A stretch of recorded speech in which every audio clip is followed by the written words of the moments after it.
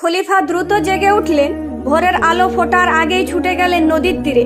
গিয়ে দেখলেন বাহলুল আজও মাটি দিয়ে ঘর বানাচ্ছে। খলিফা হাঁপাতে হাঁপাতে বসে পড়লেন। বললেন, বাহলুল, আমাকেও একটা জান্নাতের ঘর দাও। কত দাম তোমার ওই ঘরের? বাহলুল শান্ত চোখে খলিফার দিকে তাকিয়ে বললেন, তোমার অর্ধেক রাজত্ব দিতে হবে। খলিফা আঁতকে উঠলেন। সে কি, কালকে জুবাইদার কাছে নিলেন 10 দিরহাম, আর আজ অর্ধেক রাজত্ব? বাহলুল এমন এক কথা বললেন, খলিফাকে যেন মাটিতে মিশিয়ে দিলেন।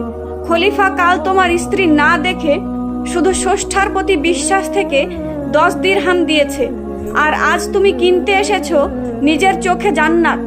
ওই প্রাসাদের লোভ দেখার পর না দেখে বিশ্বাস আর নিজের চোখে দেখা লোভ, দুটো চোখের দাম কি এক?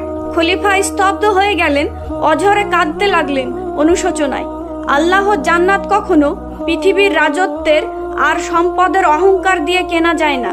জান্নাতের চাবি লুকিয়ে থাকে এক বিন্দু নির্ঘাত বিশ্বাস আর নিঃস্বার্থ ভালোবাসার উপর। সুবহানাল্লাহ।